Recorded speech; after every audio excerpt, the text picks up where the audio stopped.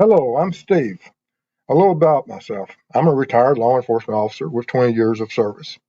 I began my career in the jail, worked the road, and became an investigator. During my career, my training consisted of everything from SWAT to becoming a state certified crime scene technician. I've investigated crimes from thefts to homicides. After retiring and becoming aware of true crime and web sleuths, I started my channel for web sleuths to better understand the perspectives of law enforcement. Not only do we cover true crime, I go out into the field and assist families who have lost loved ones to homicide and their cases are considered cold. Join me as we look and bring attention to these critical cases.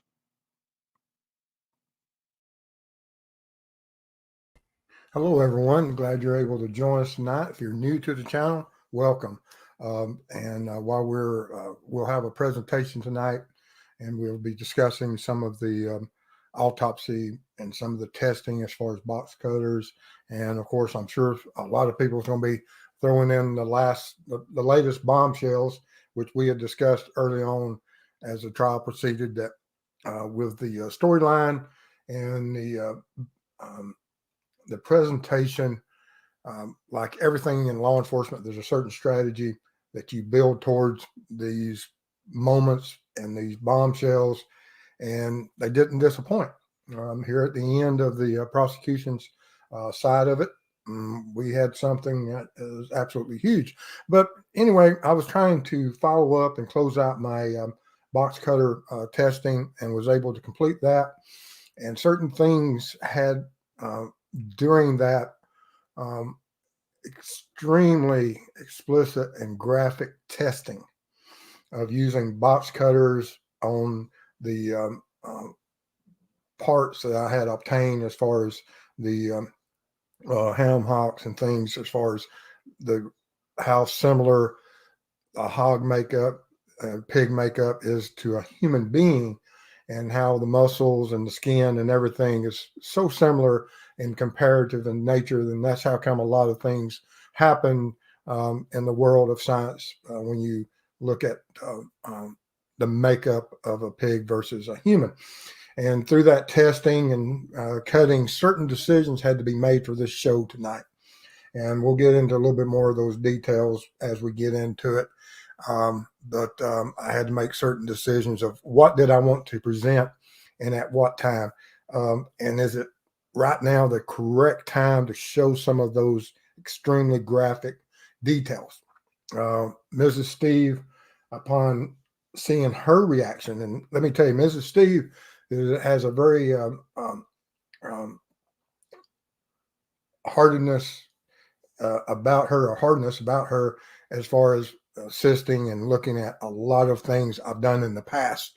But upon seeing this, her first initial reactions of seeing some of this testing and those images, she said, "No way." And I believe so, because there's certain things that, while I had to do it in my career and see certain things of how edge weapons interact with muscle and skin, and understanding what Dr. Core testified to as far as the repetitive cuts and the crossing and the tags, and how some of the injuries were gaping and you had to stretch them or whatever to look at them. When I replicated some of those images, and from his description and from the drawings that certain channels had went in there and done, it was very detailed and very graphic. And they'll probably, right now is not the time for that. I hate to put us that way, but we do have a lot of testing and some things I'll show you, but I just do not want to give y'all certain images and triggers, because it is something that, while I've had to deal with it, certain people probably don't want to deal with that currently. And there's a lot to discuss. So we'll be looking at other things other than just that. So just bear with me. And like I said, until I did this testing, I didn't know what the results would be as far as how a box cutter such as this or this, how effective or efficient it would be in attacking a human. Not this one here, a little bit flimsy, plastic, not real good hold, and not so much. This one here, yeah, you can do some stuff on it. Although some of the that you would have to make more than one sweep through a same wound channel to get to a certain depth, and I did that. And like I said, it was something that for those that haven't or not necessarily need to be exposed to it, we probably won't do it for. Like I said, we'll go over certain information about it tonight. But anyway, if you have any information regarding this case, absolutely make sure that law enforcement has that information, that data, prosecution and the defense. Now that defense side is about to take up and present their side along with their storyline and their bombshells, because they'll have the same thing. Everything that the prosecution throws out there, the defense is going to counter it, and they're going to have a storyline or presentation of how they say things occurred and what their defense will be. And so we'll be looking at that and in the coming days. I hope everybody is safe out there tonight. It being Halloween and everything, and take care of those kids, drive safely, and inspect that candy, make all your loved ones. All right, before we get too far into here, let's see what's going on in chat. Hello, Marion, James, good to see you. Bama Sin, you're doing the all the little goblins and the Halloween things. Oh, and here's Blackwater. Absolutely, Blackwater. Thank you for your kind contribution, generous contribution that you made to the foundation this week. Hats off to you. It's support like that from your very generous donation that allows us to go out there and work those code cases. And so, absolutely, I'm in all of you, and thank you for that. Let's see here. But thank you. Bama Sin, Juice Box and Gummies. Sensei, good to see you. Hello, BG. Olivia, too. Happy Halloween to you. Jill Moser. Yeah, there's going to be a lot of channels. And now, as far as channels going absolutely innocent or absolutely guilty, hung jury, wherever they're at, across the board.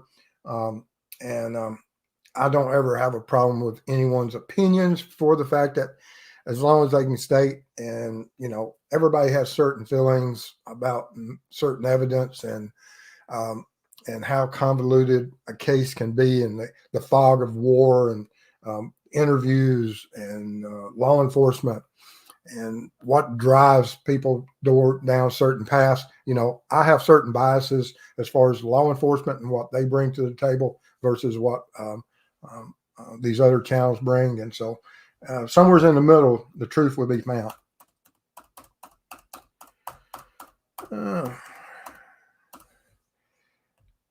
Is everyone feeling spooky tonight? If you saw some of the testing I did in the last day or two, you would, like I said, it's not for those of the weak of heart.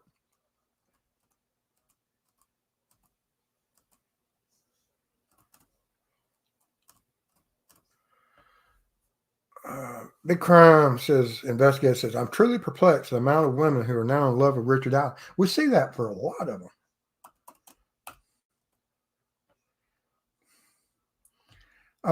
They're saying he's going to be so rich after this case.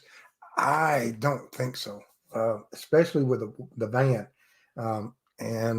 They have a credible storyline of when that information was made aware of.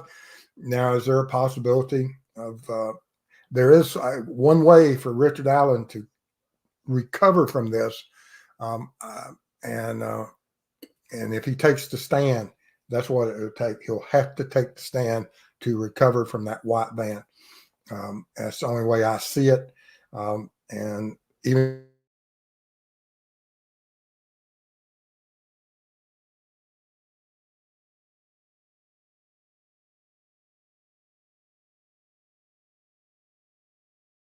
if it didn't occur, he knows the answer, or he doesn't know the answer. Gibbo, thank you for being here tonight. Glad you got your membership. CJK, hello. There's Frank Master. Glad to see you. I hope you've been able to make it to the trial some more. There's Barbara Hall. Good to see you. Joanne Jackson, hello. Sleuth Intuitions. Vans and box cutters. I started to call or started to send you an email earlier today, Sleuth Intuition, and get your input. And I may, I probably will see if we can't discuss certain things that came up through my testing and get your opinion on that. Hello, Molly. Good to see you.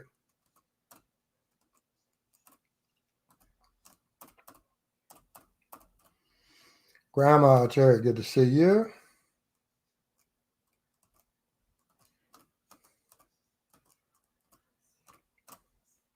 Yeah, I don't know what, Molly, we'll have to check on that. I don't know what that would be. And yes, Frank, the graphic photos of what I've through my testing and seeing some of the, I think it was one of the other true crime channels or had an artist in there, made some drawings, and through Dr. Core's testimony about certain of what they look like as his descriptions. And when I repeated that task, I think it, like I said, the tags were there, everything that he explained, the depth was there. And then what would it take to even go and make those cuts deeper if you're using a box cutter is, like I said, it's not anything for the faint of heart. And for those that have seen it in court, they will attest to the fact that it's extremely graphic, and is it something that should be, while in courts, there's certain things that, as far as what I want to put out there, and that's not part of it, I don't think. Not right now. Okay. Hello, Robert. Good to see you. He's from Indianapolis. Gravit's here. Where's Gravit? Hey, Gravit. Hey, Randy. Good to see you. Good to see you. Hope to get back up there and see you soon.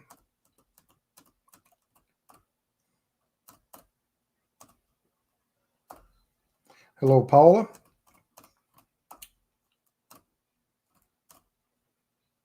And Robert said, and I kept open mind and wanted him to be innocent, but he did do this.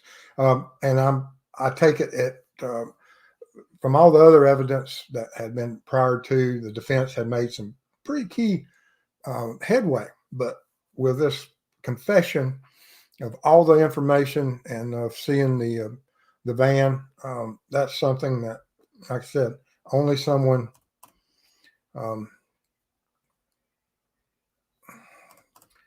that was there would have.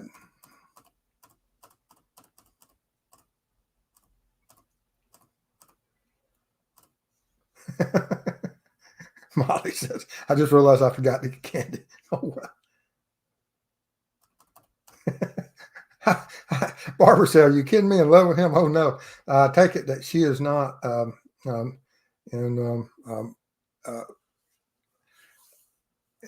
at any shape, form, or fashion drawn to Richard Allen. Independent thinker. I finally caught you live. Glad you did. But anyway, we looked at these box cutters. The top two box cutters are plastic. The blades are breakaway blades. Did some testing with them. Fortunate enough, they did fold up on me, regardless if I used a smaller blade, the second from the top, or the top blade. And it's in any type of, it's not a weapon of defense that I would choose, or even for something I would package as far as a throwaway or anticipating doing anything. It would have to be something that's absolutely part of a fantasy for you to pick that this is your key weapon of choice to inflict pains or certain acts or certain cuts. While they are extremely sharp and they did everything that I thought they could do, plus they did more. But the top ones were extremely dangerous to work with. The bottom two, for 1 inch or inch and a quarter, or even if with the amount of elasticity of the skin and muscle, and how you could push in, that you can make those 1.5-inch blades push in, and once the cuts start, you could probably get close to 1.5 inches deep per swipe. Then if you crossed out and came back through the same path, then of course you can double those depths. It is through those images that I captured of those multiple passes those are the things that nightmares are made of, guys. And like I said, when I saw Mrs. Steve melt down with seeing those and saying, "Oh no, those are not going to be shown," so we had to make certain decisions and weren't able to show them. But I do have some details that we're going to look at. The serrated blade is what I use. Plus, I use the straight blade utility, are the two blades of choice. When I was doing the test on the ham hocks, and this is from our previous test, that you can look at this, you can blow it up, and you see that the serrated blade makes a little bit more of a tearing as it comes through the skin versus what the straight edge does. And of course, like I said, the pig skin versus human skin is very similar. The makeup of the muscles and allowing the or bringing the temperature of these ham hocks up to what human temperature is, and the elasticity of those muscles, the give, the take, and how you can, push into any of your muscles and see how much give there is there. Push into your neck, see how much give is there. And that's why I was replicating. It did a great job, the ham hocks, as far as once they were up to that living human temperature time or frame, that when I did that, it was very unsettling.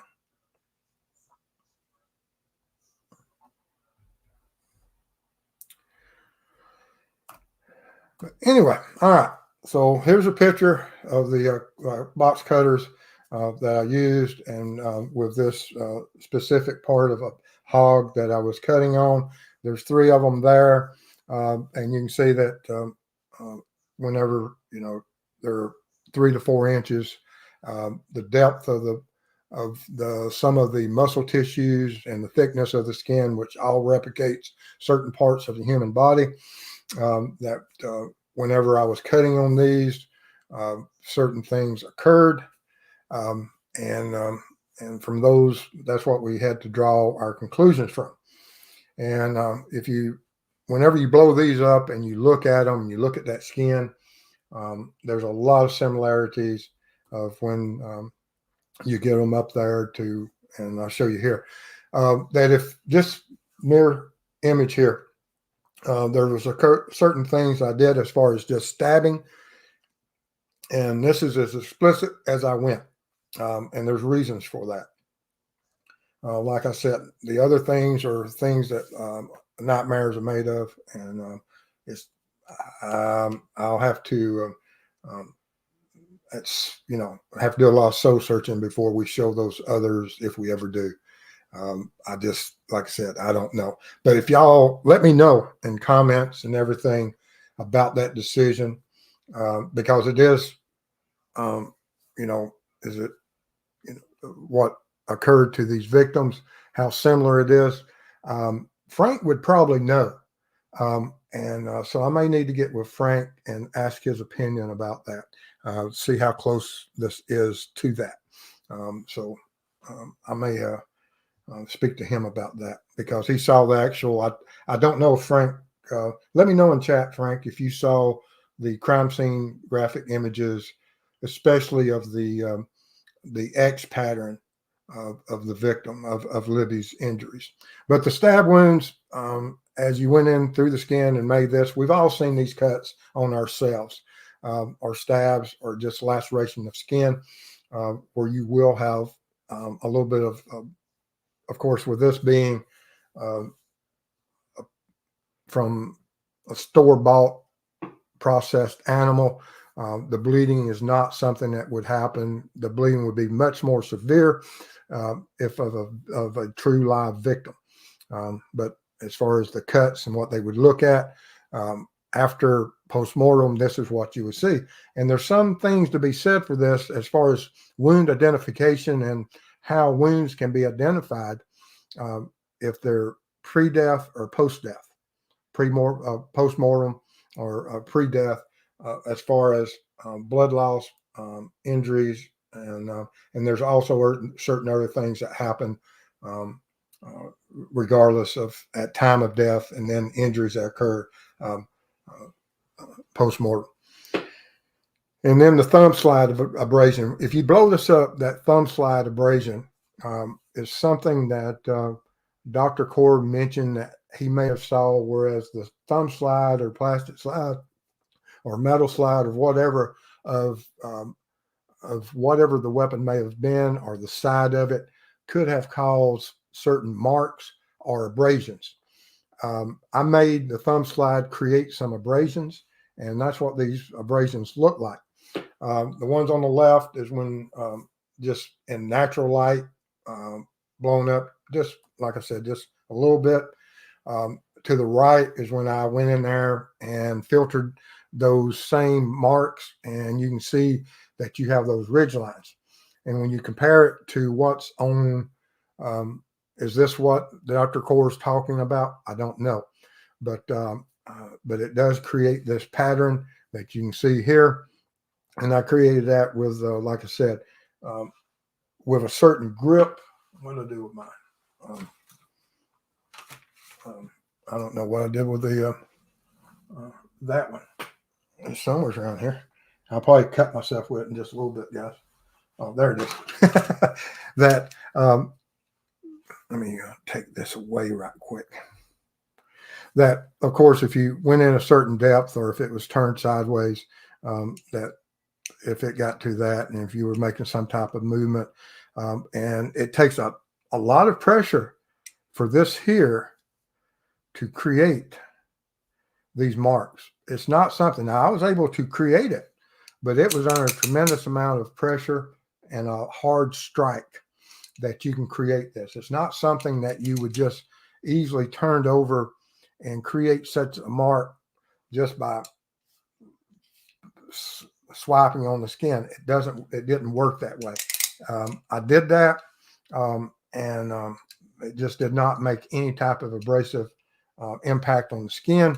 But once I applied a large amount of pressure, such as if you was in a violent struggle, you can make those abrasive type marks with that type of thumb. Don't know if that's what the doctor is referring to. And like I said, those in the courtroom that seen the crime scene images would know more about what those images look like.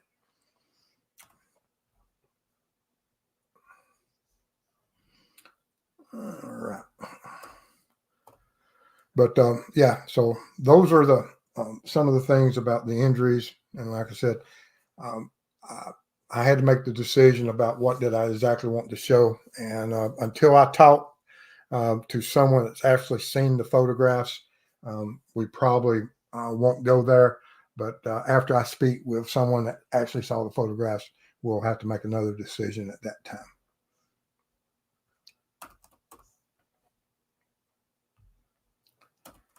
Cyber Warrior, good to see you.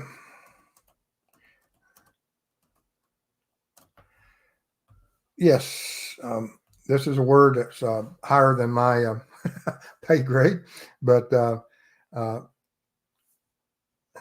his Bristophobia, I don't know. Falling in love with prisoners. That's a sad state of affairs. That some people do that, and they did with. It's happened with Kohlberger. It's happened with Ted Bundy, and I don't know how many others. But yes, there are a certain amount of those that do that.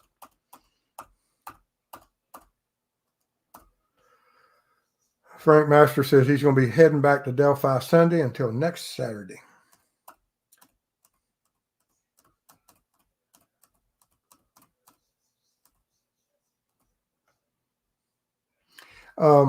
CJK says, I'm sick over the vulgar and mean talk against the families included by a large podcaster. It's disgusting. Yes, some of these people that are going after family members of, and I just don't understand it. It makes no sense to me. But some people are assuming. Grandma Cherry said you were recommended by Al on the Prowl. Me and Al, we go at it all the time. I try to be over there every now and then as much as I can.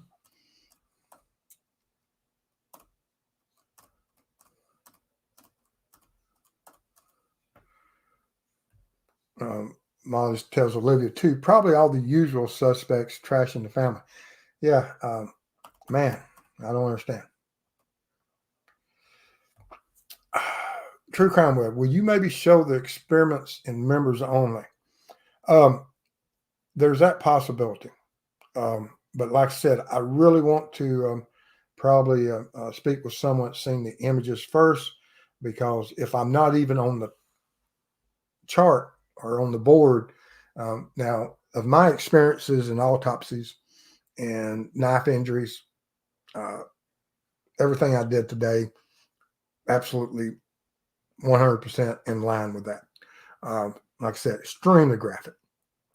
And without Mrs. Steve's reaction to it, I probably, as far as its effect on me, it's not a big a deal. I've seen far worse than what most people, unless you're in this field, in this line of work, you're just not going to see a lot of that. But like I said, I don't want to trigger certain individuals and certain people out there in the public.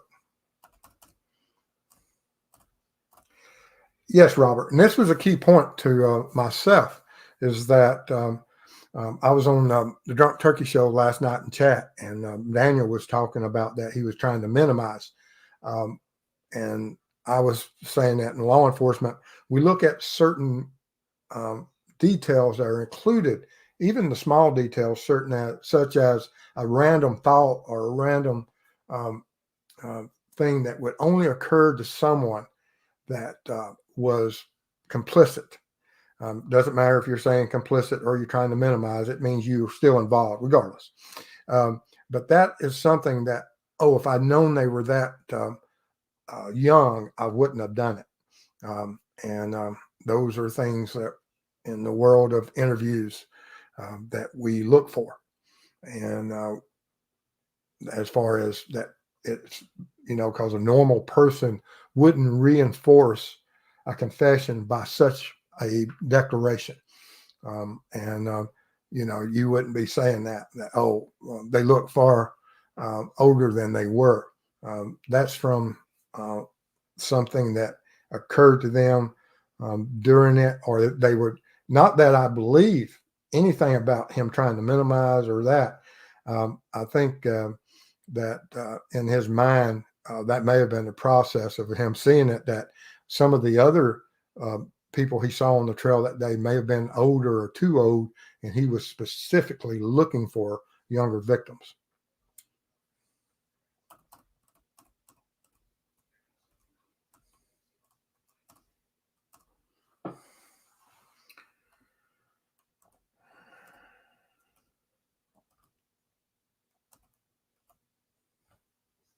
Yes. Okay, James, phone forensic with him seeing white van driver of van testimony is powerful. Absolutely. Jonathan Clark, 777. Thank you.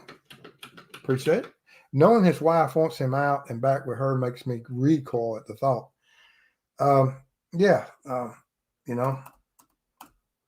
I just don't know. I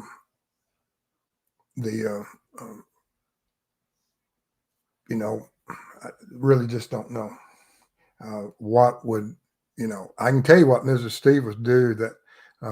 But like I said, normal people don't think about committing an act such as of what that a wife would approve of. If your wife approves of you or would take you back after such an act, y'all may have issues.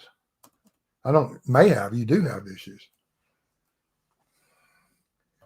Yeah, Molly, I just don't know.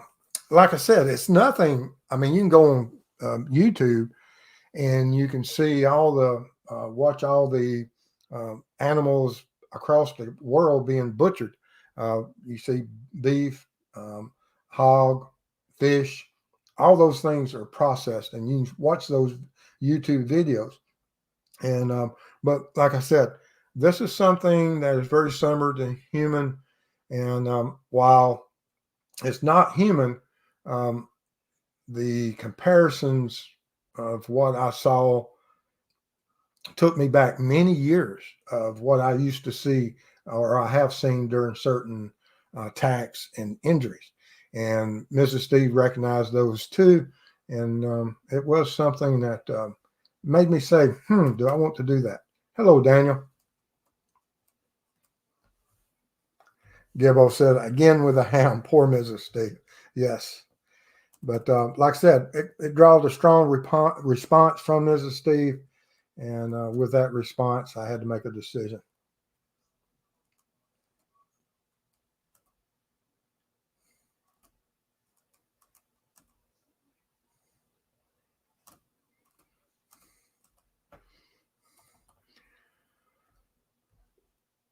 Mona says, Jonathan Clark, hard to know what she thinks, but I've seen crazier. 30 years of marriage. Who knows what she's convinced herself of? Yes. And there's certain, um, I've got to get with some experts in that field. And there's certain syndromes and things and that occur within the family and people that are trained in um, dealing with psychiatry, psychologists, whatever those professionals are, that they know of those syndromes and things of where individuals can absolutely anything they're told by their significant other, it's gospel. It's 100.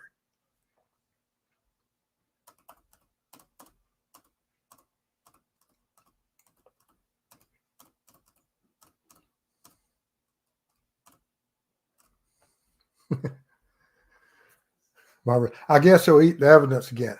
No, I had to, not on this one. I had to bring, did a lot of work outside in the sun, getting the meat up to temperature, and I just didn't want to risk it on this. I don't want to make myself sick. But otherwise, we had already bought the beans for that. But after bringing everything up to temp, I decided not to.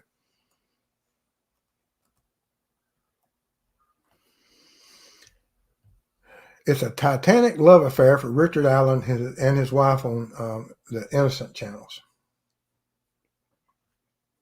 Thank you, CJK. That's very kind of you.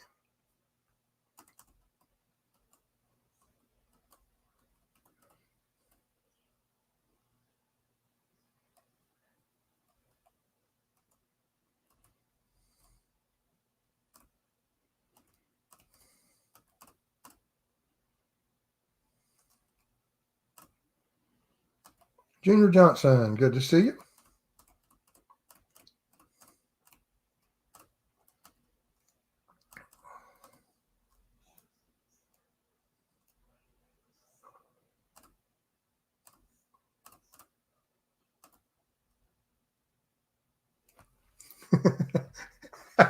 Mr. Steve, please don't mention other creators or you will be timed out. Oh, man. No, any of the creators that are going to court um, and and seeing the evidence firsthand and sharing it, regardless if they have an agenda, regardless if their narrative is one way or the other. Um, I appreciate their efforts of getting that information out. And everybody's, you know, has a right to their opinion. Um, and of course, the same with me. That my opinions are based upon either my career, my training, and the test I conduct. And certain times and certain things change. I learned through my testing today about the effectiveness of a box cutter when using it in a very violent manner as far as, let me get rid of this right quick. As far as I got the blade fully retracted. Otherwise, I'll be cut in a few minutes. Mrs. Steve will be in here applying bandages. But, you know, this type of cutting, jabbing, stabbing, it does occur. You know, but with that blade out, I mean, it's not much of a blade, guys. And then, of course, this, as you can see, the light reflect on it. Still got some meat on it. That it's not something that is extremely effective as far as penetrating, and that gives me some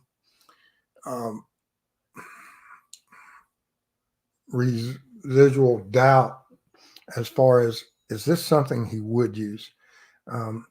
It may be all he had and it was on hand. It could have been part of his fantasy. So it could be what he used. But could they be another weapon also involved that he used this and it didn't meet the guidelines? And did he change? Because that could be a possibility. Because like I said, this isn't a very effective, not something that you would expect to be able, that you can't stab somebody very deep with it. You can cut them, create a lot of lacerations, but we don't see a lot of lacerations. We see some very minute, small, as far as my understanding from Dr. Core testimony and from the images I saw, that you don't see a lot of deep cuts and things. And just don't know what all that. I hope at some point we get better understanding.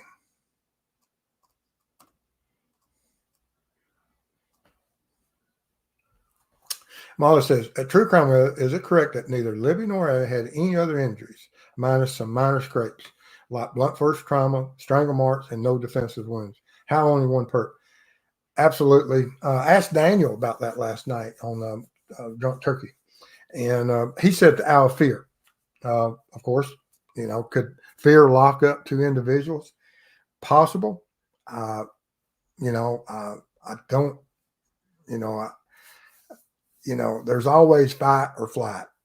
And then you always have that, even you see animals struggling, but there's, you know, typically you see, have I ever seen someone just gently go to their death? No. I don't care how fearful they were. Everything I've ever seen, other than the ones that were either bound, unconscious, restrained, whatever, everyone that had freedom of movement in my career, doesn't mean it's across the board, but in my career, I never saw where someone all the way through to the very end did not at some point make some effort to either that there were certain things, from broken fingernails to were even using their head as a weapon, trying to strike with it when someone had them pinned down, and creating other types of injuries, that they just succumb to those injuries without any type of reactions or otherwise. Just haven't seen it.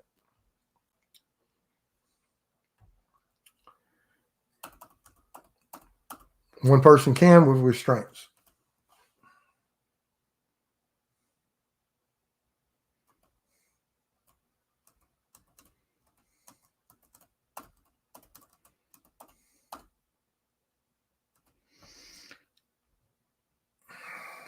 I wish I could pronounce that. I'm going to get somebody that can pronounce it.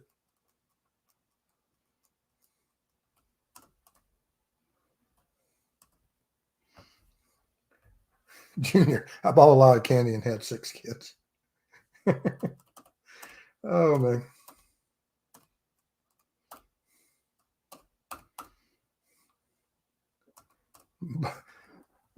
They fall in love because they need a letter. Barbara. Oh, man. I'll write some letters. Was it worse than the nightmare fuel dummy creeping through the house on the BK show? Like I said, I anticipated and thought that, and I took the pictures. I have the pictures. They're on my computer. And I went through and had the slideshow, and I said, this is what it is. And just as soon as this was the last approved image that Mrs. Steve said, okay, you can show this one, because you can see even from the skin, it has a very human-like skin tone of this on this ham hock and skin, and that almost looks like what you would see of a forearm of a human. I challenge most people to look at this and think, what type of skin is that? And a lot of people would think, oh, that's just a human arm or leg, calf muscle, something, along those, bicep or something. And but once I created, I knew just as soon as I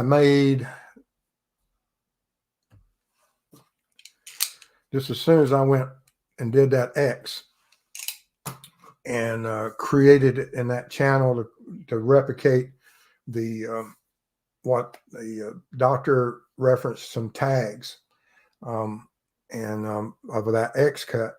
I said, uh-oh, that is not something I may not want to show currently.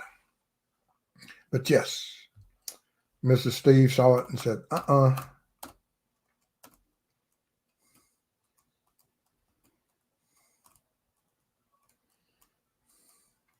Cat in a Hat's cooking. Pamela Sin said, Junior Johnson, you contribute to my treat fund 125 kids in 1.5 hours. Wow. That's what, 1.3 kids a minute or something like that. Because 90 minutes, 125 kids. You have one bag of gummies left.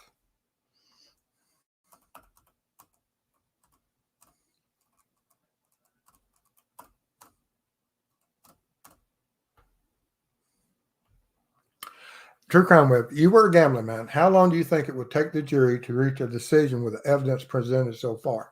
Now, we still don't know if we're going to have one. It depends on what happens with the defense, what type of bomb shells they're able to bring to the table. But if it closed today, and while there was a lot of issues and about how the crime scene was processed, and some lost evidence, and comparing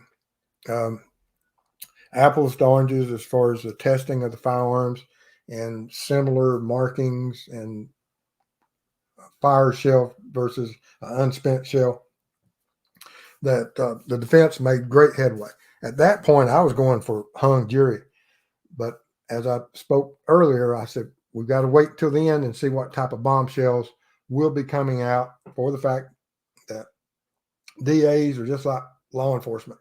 We tell this story, but at the end, it's those last, if you got a 100-page report, it's those last 25 pages that all the good stuff comes in. It's in that last quarter.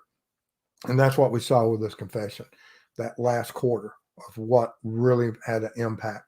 And in the closing argument, that's where we're going to see, will the defense have anything that will be of a,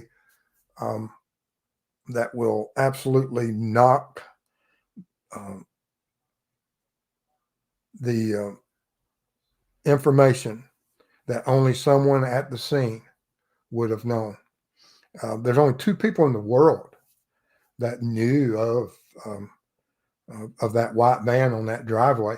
I don't even think law enforcement, from my understanding, law enforcement went back and had to find it out this year, that what vehicle, while they had spoken to Weber way back and that he came home from work, I don't think they ever asked him exactly which vehicle he was or published which vehicle he was in. And I think the only van, I know there was a van mentioned earlier way back, but I think it was one that was parked over at the cemetery where someone was spraying weeds, or the exterminator or something. There was some type of work van. But that's the only time I can think of in the back about a van, but I know one was mentioned, but not on that driveway that would have disrupted the offender. And so if the offender says that, oh, I was disrupted at a certain time, and we have driving a white van, and we have an individual that was there at a certain time driving a white van, that is huge. And in the closing arguments, we're going to hear that. We're going to hear that something only the offender would have known. That will be probably some of the last words that the prosecution will give in their closing statements. And during their closing statements, they'll hear that several times. So the defense is going to have to come up with something that will take their minds off of that. And I don't know what it would be, but we'll have to wait and see. Cryptex, good to see you.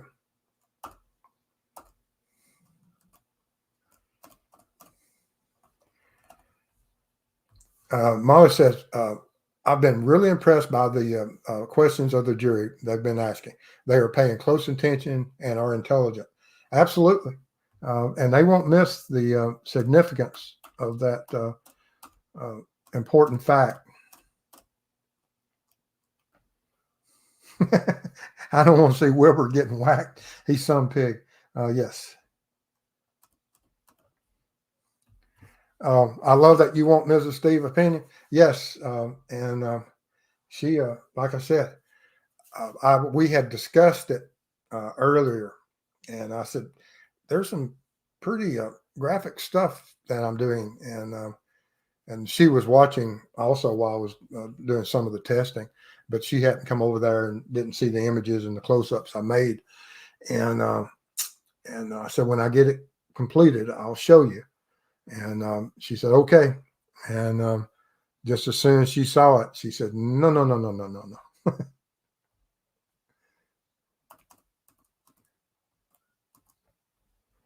Mark says, I think the white van is the main factor that would drive a guilty plea. Absolutely.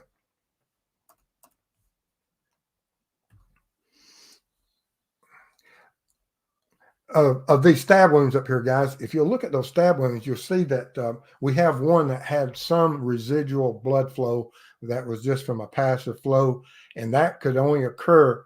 And the reason I kind of made that one excrete some residual blood from the muscle, and there's one just to the right of it, at just the 3 o'clock of it, about an inch away, that I didn't squeeze, and you can see that it's just a very fine line. There's no blood, and that is some of the things that you can tell as far as if a cut is postmortem versus if they're live, how much bleeding occurred, how but certain things like that are little clues.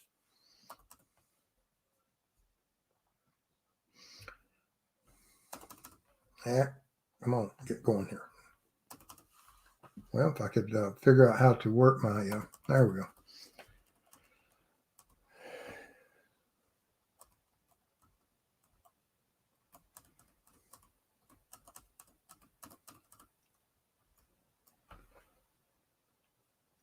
Molly says, do we know what time the white van and Weber came home that day? Is he on the Hoosier Harvest Store camera?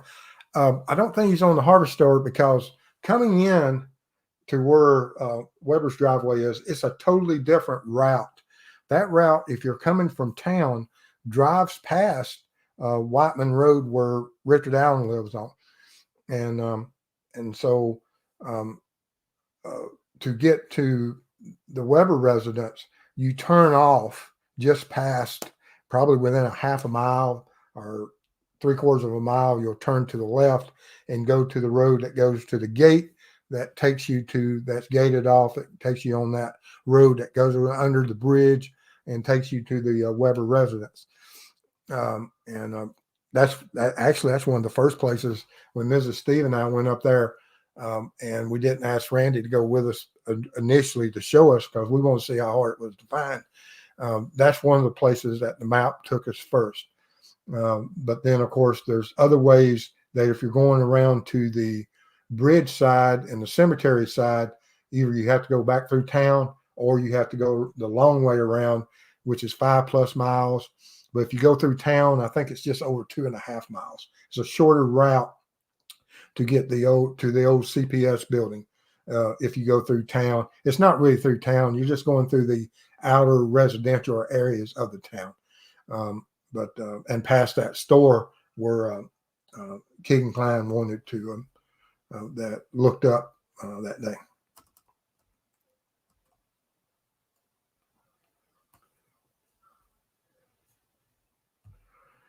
What is behind the question Baldwin asked to Weber? Where were you the week before the homicides?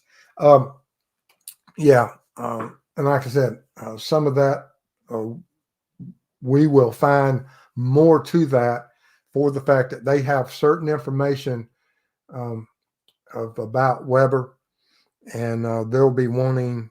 And I think they gave him a subpoena to bring him back to the stand, and so they will go into that, I'm sure.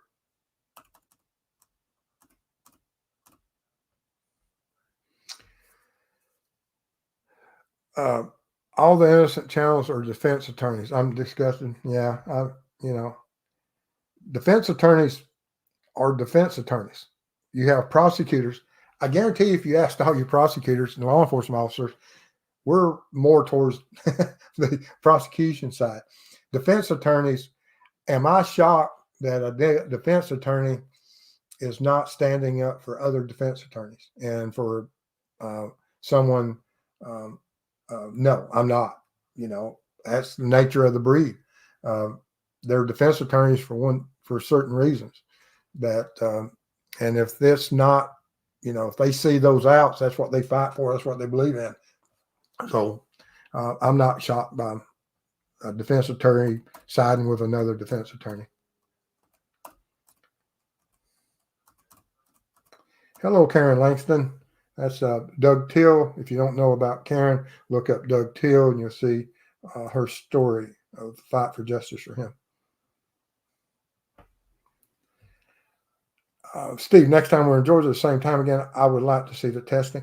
Yes, and I've got to discuss with Mrs. Steve and see how we might be able to do that or not. I don't know. Hello, Paula.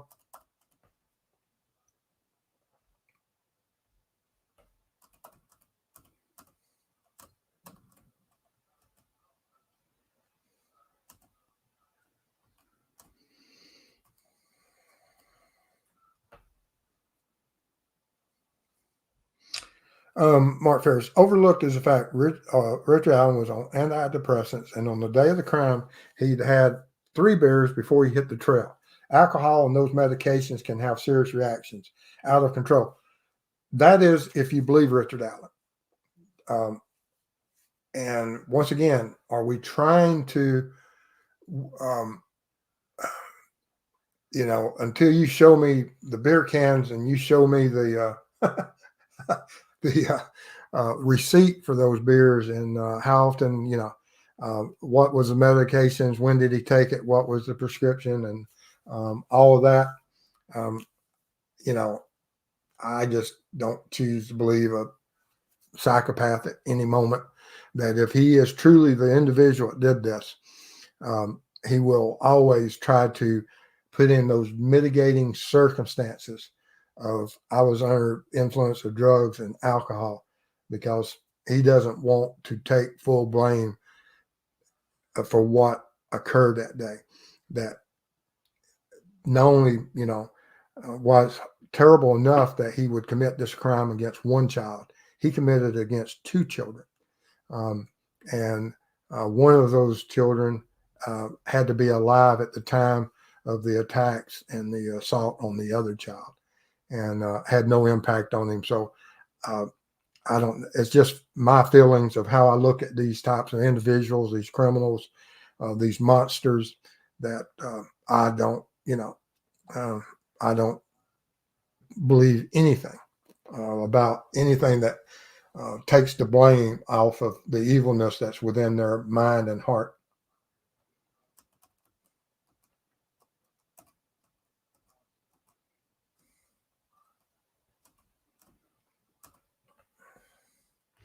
Yeah, I think Cryptex is correct. I think the defense is going to call Weber again. Absolutely. And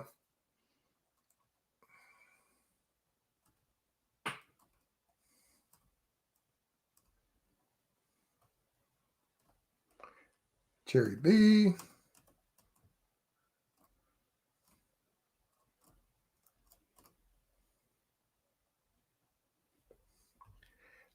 Used a box cutter today, more worried about slicing my thumb than anything. I was too. I was trying to figure out that what was I going to do if I sliced myself open, because these box cutters are not easy to mess with.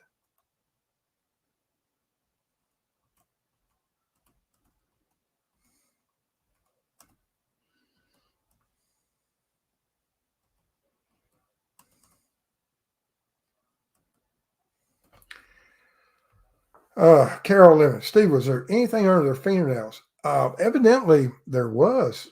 There was some type of testing, and that there was male DNA found through some scrapings.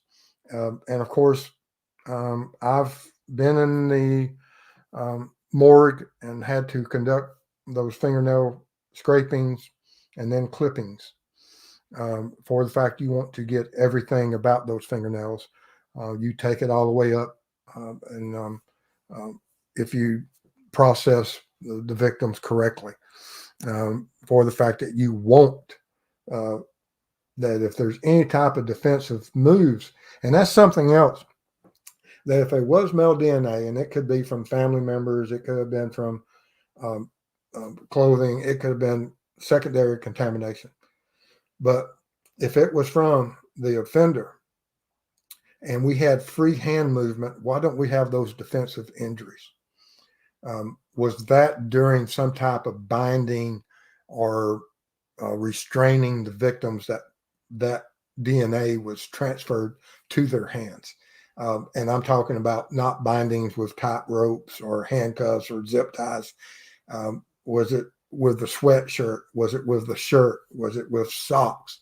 Was there something that they used to tie their hands that when that wouldn't have left those telltale signs, such as zip ties or handcuffs? When you handcuff somebody and forces apply, it leaves marks. You can break skin. There's bruising, and there's all kind of things that happen. And it wasn't noted in any of the autopsy.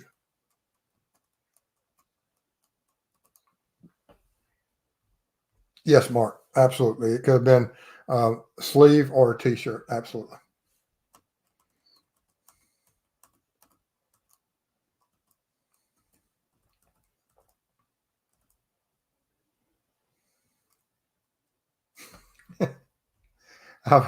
When I die, I want to go peacefully in my sleep like my grandpa, not screaming and yelling like everyone else in the car. You're not right, Junior. You're not right. Oh, yes, another ham hock.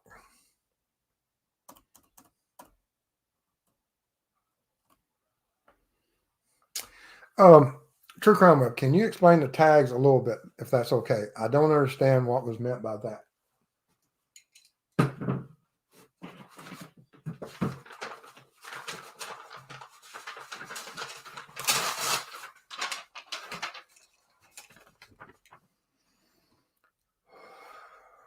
Let me.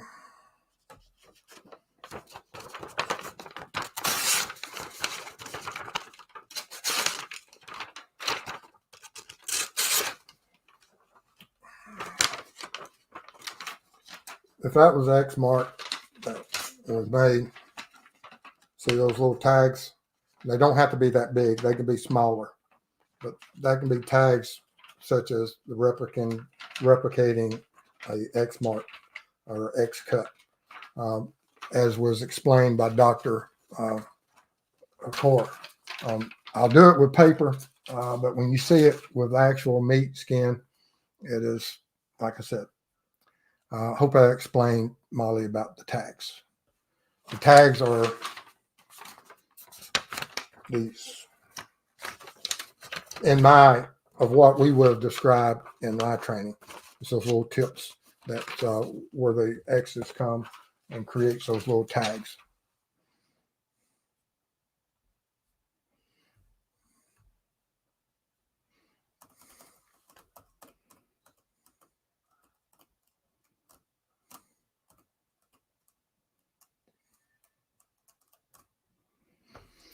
Cat says, I question him saying only 3 beers when he purchased a full 6-pack. Like I said, I don't know, but I question anything the individual says. Junior says, I'm still nervous. I am also. I'll be nervous. I've been nervous a lot of times when I go to courts and waiting on that jury. I've had them both ways.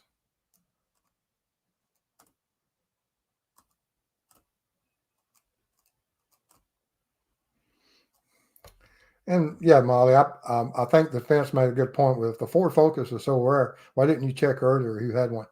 I never understood that. If we had those pictures, why not put those posters up of rather than those sketches? That if we have vehicles, I don't care if it's 50 vehicles that went past that camera, put up 50 pictures and say, hey guys, these are pictures of photos of vehicles passing by that day. Come by and check off which vehicle was yours. Because you can go out there, people drive down. If you're in a community and you drive a certain path every day at a certain time, we all go to work along the same path. And, whenever you're driving to town and you have a same work schedule or you have shopping schedule, you have appointments that if I was doing a victimology on you, I would be able to establish that in a normal week, on Mondays, you do this, on Tuesdays, you do this, and what times you do that, or every morning you do this at a certain time. We get up. If it's a work day, what do we do? When do we leave? When do we come back? When do we go to the walking trail? Even the witnesses, it might take some of the witnesses that were there that we ask them, what was your daily routine for a week or two? And then you can start establishing who's on that road, when we're on that road, and what vehicles are not normally on that road during that time, and narrow that field. And then, oh yeah, this is a vehicle we really need to be looking at. Nick, good to see you.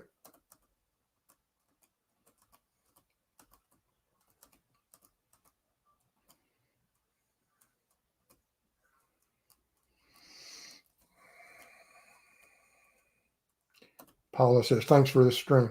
Absolutely. Thank you for your support.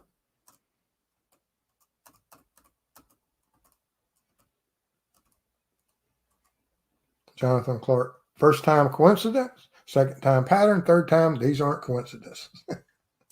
Well said.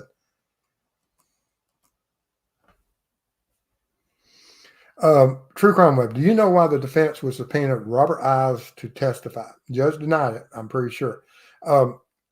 I'm pretty sure they want him to get up there and talk about those oddities and what has been credited to him about non-secular and possibly trying to get where you have this official that there's certain things interesting about that. Probably lay the groundwork to, hey, this guy here says that, yes, this occurred. These are things. This will feed into our storyline and our narrative. And we'll just have to see.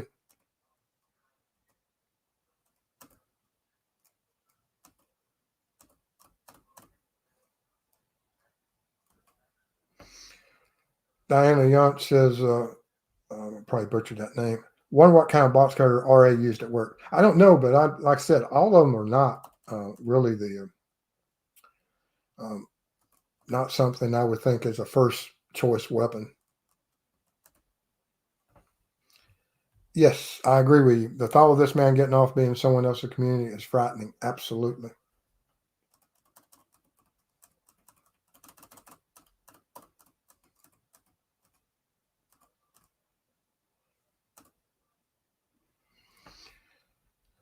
Yeah, I just don't understand why people would do that with the family right now. I mean, they're not on trial. We have another individual on trial.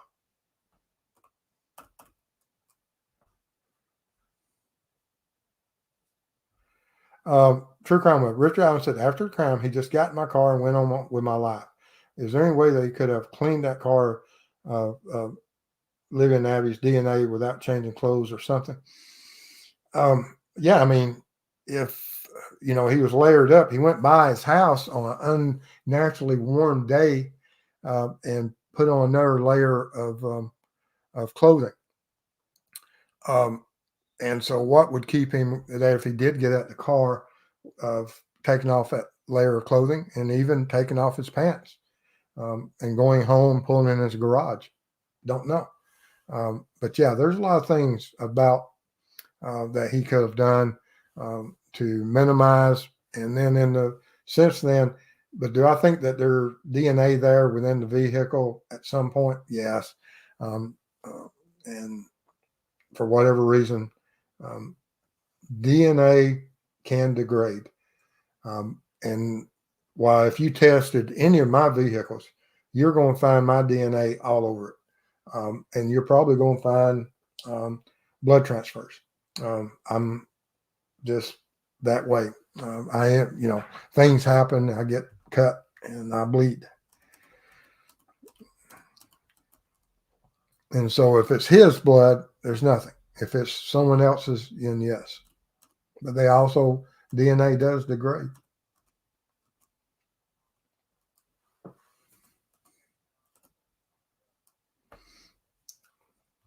I take it you're talking about the tags, yeah.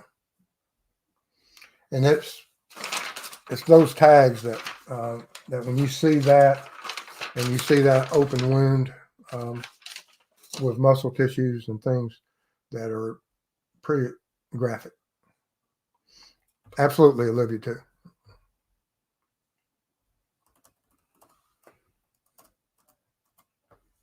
Junior, you can't believe anything an alcoholic says. I've had 2 beers.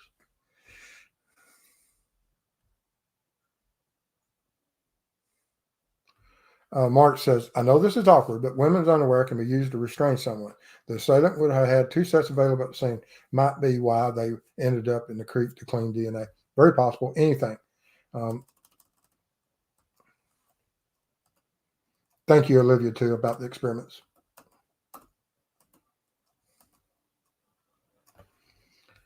Olivia, too.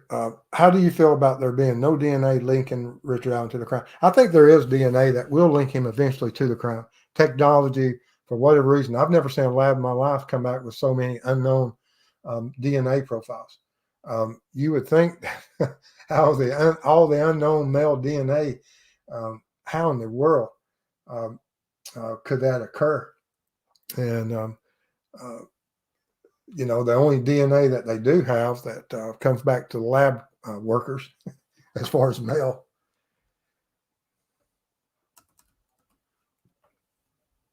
Yes, Terry, exactly. If they had published vehicles, a white man would not be a smoking gun then. And that's how come I think that if Richard Allen is in a position that he may have to take that stand, and which is a high risk, but he's in a position now, guys, that if he is going to fight it to the bitter end, he may have to take that stand.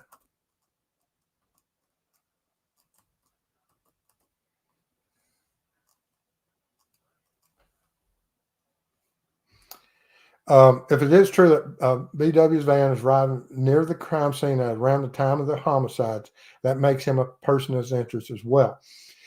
It does, if you don't believe. I mean, we have individuals leaving work that has a time clock, that has a timeline of where he's at. We have images and we have a timeline of our witnesses of Richard Allen on the trail, Richard Allen's interactions with others, and them saying that, yes, that's the guy that I saw on the trail that day of BG. Whereas Richard Allen at those critical times is at work. And then he gets off from work, and we have all that information. Now, if you didn't have where he was leaving work and he was a free individual all day, yes, but it would make him a person of interest as well as being a secondary that comes to the crime scene, and it starts at that moment. And of course, if law enforcement would look at that, and then we're at a standpoint of that he's at the Weber household, and what was their investigative techniques? What did they see? What did they find? At what time did they speak with him? And but there's a lot of things that pre-crime that says he's not BG, and law enforcement says BG is the one who's responsible for the homicides, and it was his. Although there's going to be a lot of arguments both ways, and I think the defense is going to be bringing up a lot of key points because Weber also, I think, had a CSI too. And so I don't think it was excluded. So, yes, I think we're going to see a lot of finger pointing by the defense against Weber. Purple Haze, good evening. Good to see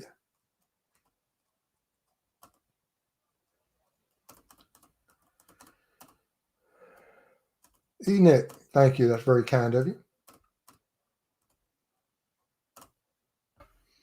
Yes. Can you imagine the pain the family's going through since the trial? Absolutely unbelievable.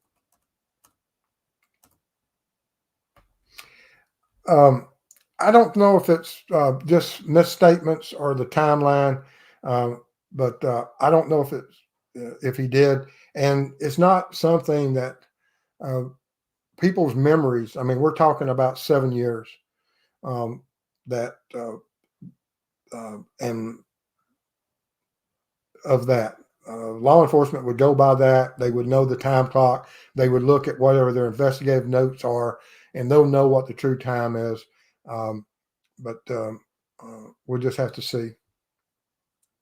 But it is a good point that people do make that, and stories change over the years. Not taken up for them either way, but stories happen, and facts and misstatements, misquotes, things of that occur.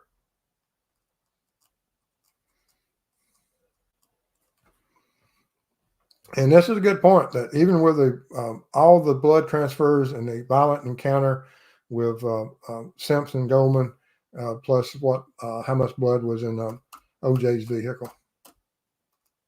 Good point.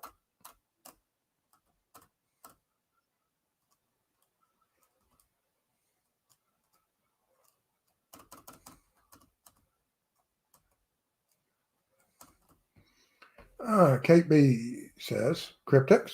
Tom Webster just said Richard's voice matches BG's and he believes he is guilty. Yeah, I knew that Tom was on earlier.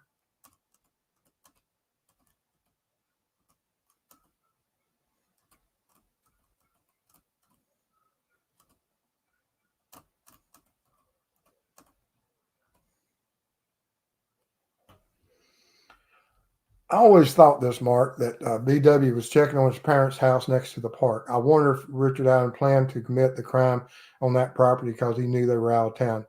Did they shop at the Rite Aid? I always wondered for the fact that you don't abduct people. I don't care if they're children or adults without having some place to take them. And where are you going to take them? What are the closest buildings? What is the closest residence? What is the closest vehicle? What is the plan of action that this abductor would have?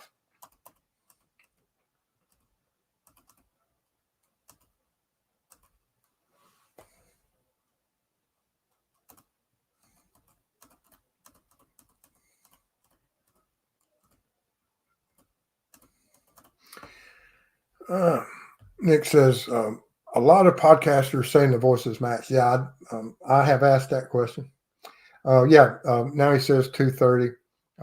I don't, like I said, 2:30, 3:30, either or, did he misspeak then or is he misspeaking now? And what effect does that have on it? They're going to go by his time cards and whatever was originally back that cleared him way back then.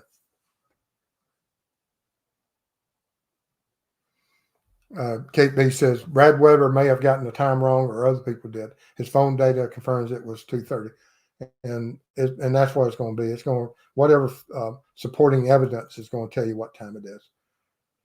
All righty, guys. Like I said, I appreciate everyone's support and everything, and absolutely, if you like this, share it, give it thumbs up, and like, subscribe. absolutely appreciate everything you do for this channel. For without you, we wouldn't be able to go out and do what we do with these cold cases. And we thank y'all. Y'all stay safe out there, and we will see y'all soon, guys. Bye-bye.